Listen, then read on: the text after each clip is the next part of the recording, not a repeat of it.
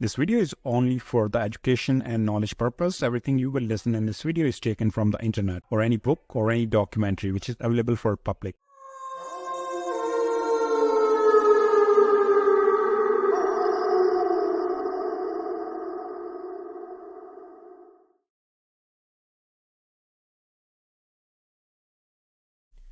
Crime भेड़िया में आपका स्वागत है। कहानी पसंद आए तो प्लीज़ लाइक एंड सब्सक्राइब कीजिएगा, कमेंट कीजिएगा और इस छोटे से चैनल को ग्रो करने का मौका दीजिएगा। आज की कहानी शुरू करते हैं। कहानी है उत्तर प्रदेश के गाजियाबाद जिले से। गाजियाबाद में हिडन नदी के किनारे एक लाश मिलती है। लाश पूर्णतः नग्न अवस्था में होती है। पुलिस वहां पहुंचती है, फॉरेंसिक को बुलाया जाता है, लेकिन वहां पर कोई सबूत नहीं मिलता क्योंकि लाश की बॉडी पर कोई भी कपड़े नहीं थे। तो इसलिए वहां पर कोई कार्ड, कोई आईडी कार्ड, कोई वॉलेट, कुछ इस तरह की चीज़ नहीं मिलती, ना ही उसके आसपास कोई फ़ोन मिलता है। तो पुलिस अपना काम शुरू करती है। फॉरेंसिक उस लाश को ले जाती है पोस्टमार्टम के लिए। इस कत्ल में एक खास बात यह थी कि मारने वाले ने उस इंसान को बहुत बेदर्दी से मारा था। उसकी पिटाई भी की गई थी और उसके बाद उसका गला काटा गया था। अब गला जो काटा गया था वो कुछ इस तरह से काटा गया था कि वो पूरा ना कटकर थोड़ा सा उसका हिस्सा गर्दन के साथ ही रह गया था, यानी कि शरीर और गर्दन को जोड़ा गया था, लेकिन काफ़ी हद तक गले को काट दिया गया था। आप सोचिए कितनी बेदर्दी से उसे मारा गया और कितना उसे दर्द हुआ होगा। एक होता है कि आप सीधा गला काट देते हैं, लेकिन इसमें ऐसा नहीं था। तड़प तड़प कर उस इंसान को मारा गया।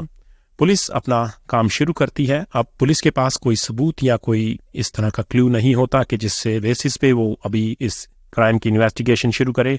तो पुलिस अपने आसपास के थानों में रिपोर्ट भिजवाती है कि इस तरह से एक लड़के की लाश मिली है। आयु का पता फोरेंसिक से लग जाता है कि ये 22 साल का लड़का है।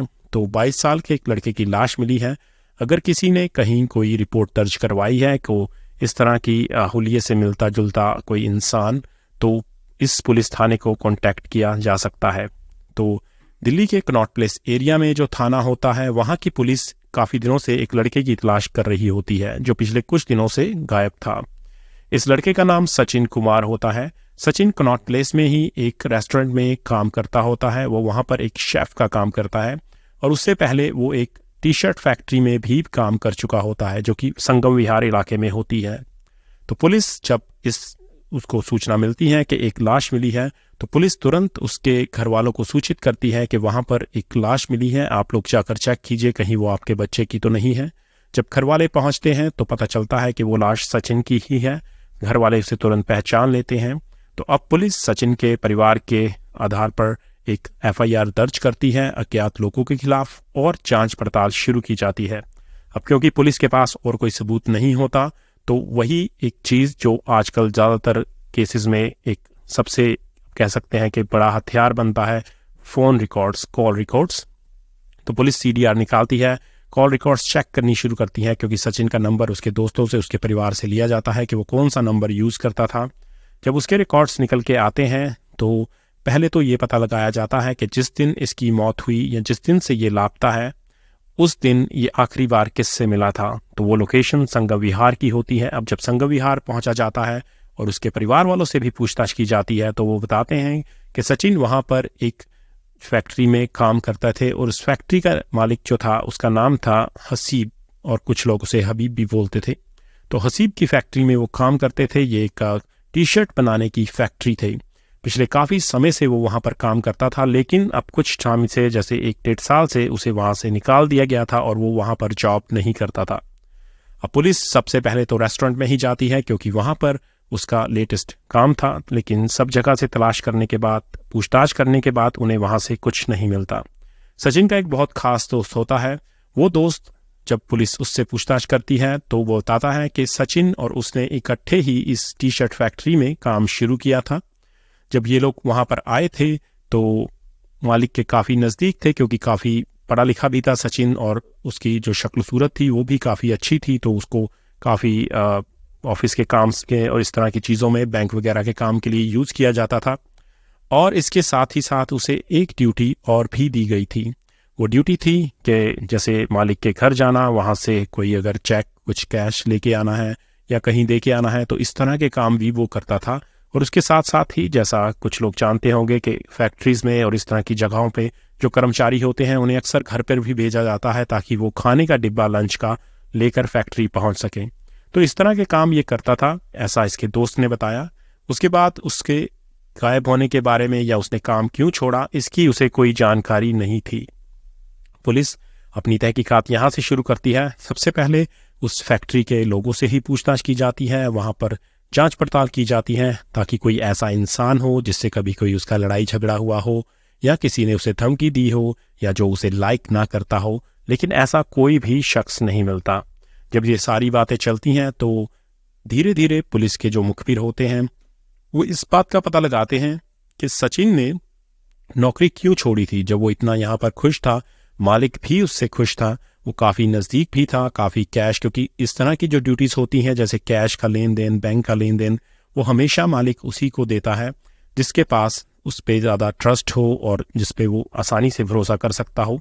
तो जब सब कुछ इतना अच्छा था तो उसने नौकरी क्यों छोड़ी। अब यहाँ पर एक बात ये भी पता चलती है कि सचिन ने उसी मालिक से 2 लाख रुपए का लोन भी ले रखा था, यानी कि एक कैश की रकम उससे ले रखी थी जो उसे वापस करनी थी, लेकिन अभी तक उसने वापस नहीं की थी। अब जब इस बात पे जांच की जाती है कि उसे निकाला क्यों गया, तो उसका कोई सेटिस्फैक्ट्री आंसर किसी के पास नहीं होता। कुछ लोग बोलते हैं कि उसने मालिक से उसकी कोई बहस हो गई थी, और कुछ लोग कुछ और कारण देते हैं, लेकिन पुलिस को अभी तक ऐसा कुछ पता नहीं चल पाता जिसकी वजह से उन्हें ये रीज़न क्लियर हो। अब पुलिस जब अपने दूसरे एंगल की तरफ जाती है जहां पर उन्होंने फ़ोन की डिटेल्स निकलवाई थी, तो जब CDR निकलवाई जाती है जिस दिन सचिन गायब हुआ, जिस जगह से गायब हुआ, जो उसकी लास्ट लोकेशन थी, तो उस एरिया में अब इस फैक्ट्री के मालिक और कुछ और नंबर भी मिलते हैं, जो पुलिस को ज़्यादा टाइम नहीं लगता ये देखने में कि उस दिन वहाँ पर ये मालिक भी मौजूद था। तो जब पुलिस उसे पकड़ती है और उसके साथ साथ उसकी बीवी का भी नंबर वहीं का होता है, उसे भी पकड़ा जाता है और इन दोनों को थाने लेकर आया जाता है। जब थाने में लाया जाता है तो सबसे पहले तो ये इनकार करते हैं, ये मानते नहीं हैं कि उनका इस चीज़ में किसी भी तरह का इन्वॉल्वमेंट है, लेकिन जब थोड़ा सा दबाव डाला जाता है तो वो लोग मान जाते हैं और जो कहानी निकल कर सामने आती है वो सबको हैरान कर देती है। अगर आपने अभी तक इस चैनल को सब्सक्राइब नहीं किया है, कमेंट नहीं किया है, तो प्लीज़ लाइक एंड सब्सक्राइब कीजिएगा। आपके इस लाइक एंड सब्सक्राइब भी हमारे लिए बहुत वैल्यू है, हमारे चैनल को ग्रो करने में ये सहायता करते हैं। तो कहानी आगे बढ़ाते हैं। अब जब कहानी शुरू होती है तो फैक्ट्री का जो मालिक होता है वो बताता है, उसका नाम हसीब होता है, उसकी पत्नी का नाम समीना होता है। अब इन दोनों के पास सचिन जॉब के लिए आता है अपने एक दोस्त के साथ, जो कि जैसे पहले बताया गया था साल 2021 में ये वहाँ पर आया था विजयगढ़ से। विजयगढ़ के थोबिया मोहल्ले का ये रहने वाला होता है और इस फैक्ट्री में जब वो जॉब स्टार्ट करता है तो उसे हायर तो एक नॉर्मल मैनेजर के द्वारा किया जाता है, लेकिन सचिन थोड़ा पढ़ा लिखा होता है और लुक वाइज भी वो किसी वर्कर की तरह नहीं लगता, तो उसे ऑफिस के कामों में लगाया जाता है।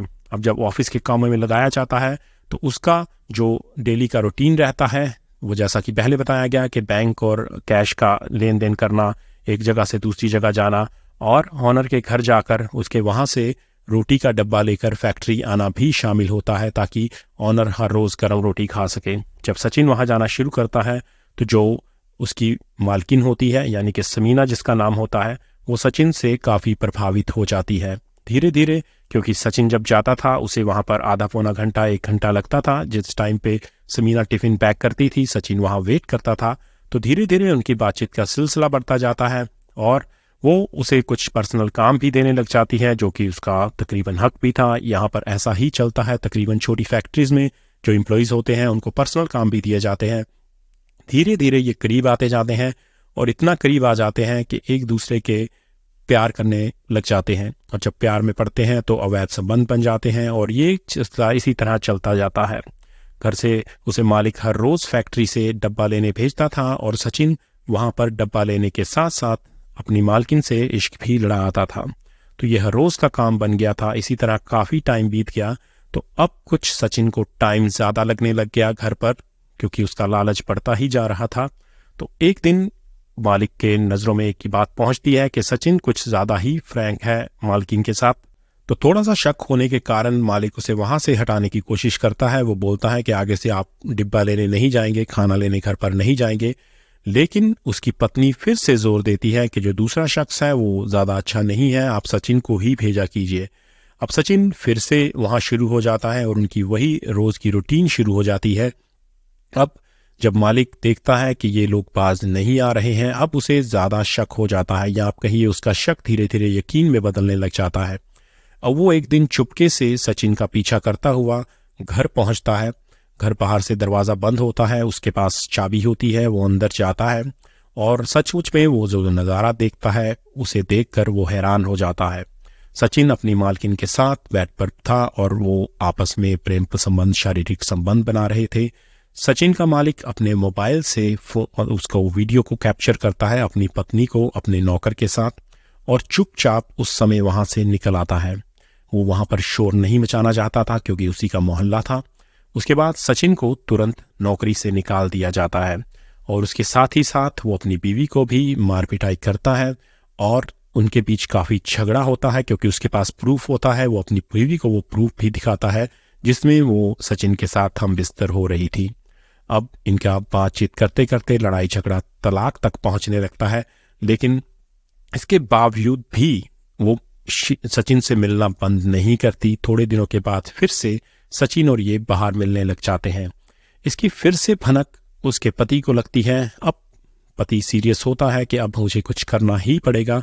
वो तुरंत अपने साडू के लड़के के पास जाता है और उससे इस बारे में बात करता है। अब वो दोनों सलाह बनाते हैं कि किसी तरीके से सचिन को बुलाया जाए और फिर सचिन से बात की जाए ताकि उसकी मौसी को उससे बचाया जा सके।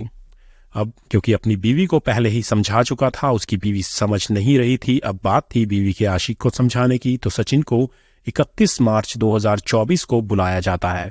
अब बुलाए जाने के पीछे भी उसको समीना से ही कॉल करवाया जाता है और उसके साथ ही साथ जो समीना का पति था वो भी उससे बात करता है और उसे बताता है कि मैं इसे तलाक देने वाला हूँ, तुम चाहो तो इसे रख सकते हो और तुम्हारे साथ कुछ बात करनी है, हम बैठकर बात कर लेते हैं।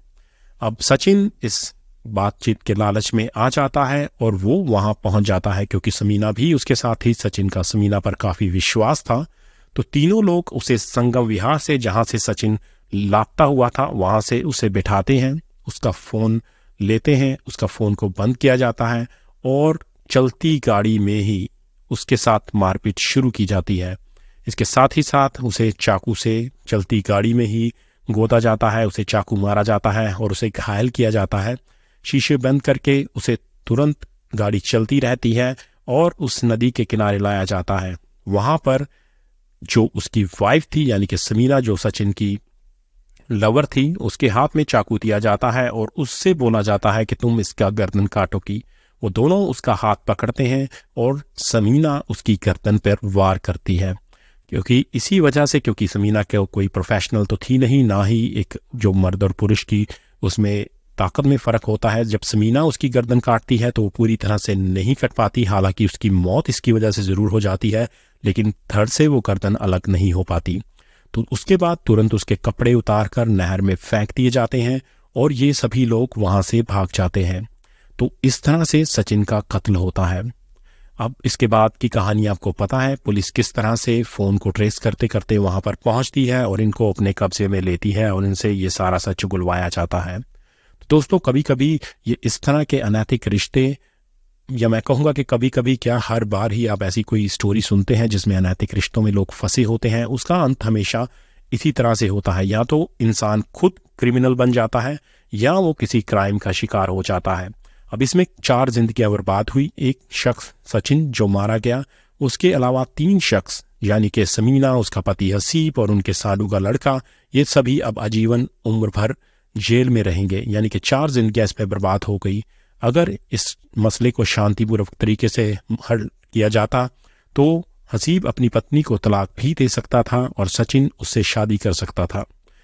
इन चीज़ों पर कोई जोर नहीं चलता है। अगर आपके साथ कोई रहना चाहता है तो वो अपनी मर्जी से ही रह सकता है। ये मॉडर्न ज़माना है, आप उसे दबाकर या उसे धमकाकर अपने साथ नहीं रख सकते। अगर आप ऐसा करते भी हैं तो आगे के समय में आपको उससे ज़रूर परेशानी आएगी, आपकी लाइफ नॉर्मल नहीं चल पाएगी। तो दोस्तों, कहानी कैसी लगी, आपके क्या थॉट्स हैं इसके बारे में प्लीज़ बताइएगा। आपके कमेंट्स का हमें इंतज़ार रहता है। जल्द ही मिलेंगे नई कहानी के साथ।